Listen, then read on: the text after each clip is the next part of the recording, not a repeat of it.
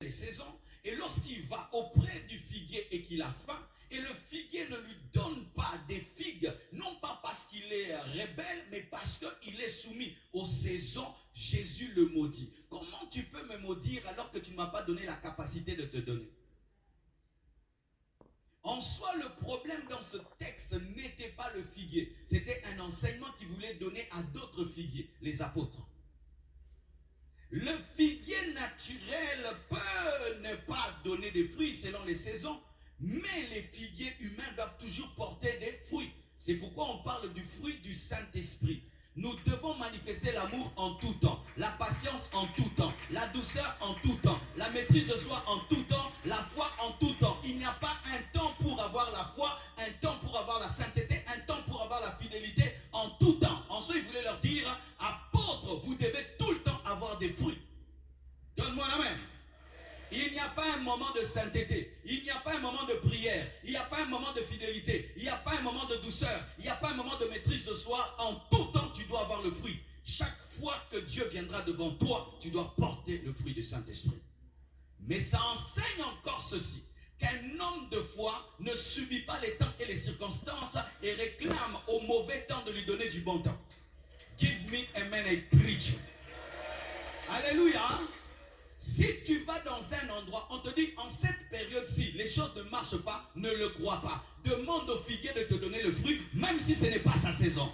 Si tu vas dans un endroit, on te dit, en janvier, les croisades ne marchent pas parce que c'est l'hiver. Dis, moi, mon Saint-Esprit opère même dans le froid. Et les gens viendront écouter la parole. J'irai en Europe en janvier, pendant qu'il fait froid. Les salles vont se remplir. Pourquoi? Moi, je ne crois pas aux mauvaises saisons. Les hommes viendront par la puissance du Saint-Esprit. Donne-moi la main. Il n'y a pas un temps où Dieu est puissant et il n'est pas puissant. Il n'y a pas un temps favorable pour Dieu. Tous les temps sont favorables. Un homme de foi n'a pas de temps favorable, mais il est dans les temps favorables de janvier en décembre, dans le haut, dans les bas, dans les maladies et dans la détresse. Il n'a pas de moments favorables. Tout temps est favorable. Donne-moi la main. Si les autres disent que janvier mpiaka, ne dis jamais ça. Moi, janvier, ce n'est jamais mpiaka. Alléluia. Si les autres disent que lundi c'est l'indiose, moi lundi c'est le jour de joie. Amen. Hein? Ne dis pas ce que les autres disent et n'accepte pas de subir les temps et les circonstances, car il est possible de manger des figues même si ce n'est pas la saison. Donne-moi la main. Troisièmement, aujourd'hui je vais donner ma plus courte prédication. Troisièmement, c'est une foi qui parle à ceux qui n'ont pas d'oreille. Les figuiers n'ont pas d'oreille, mais Jésus lui a parlé. C'est une foi qui parle aux choses qui n'ont pas d'oreille. Car si le figuier existe par la parole, donc il peut entendre la parole.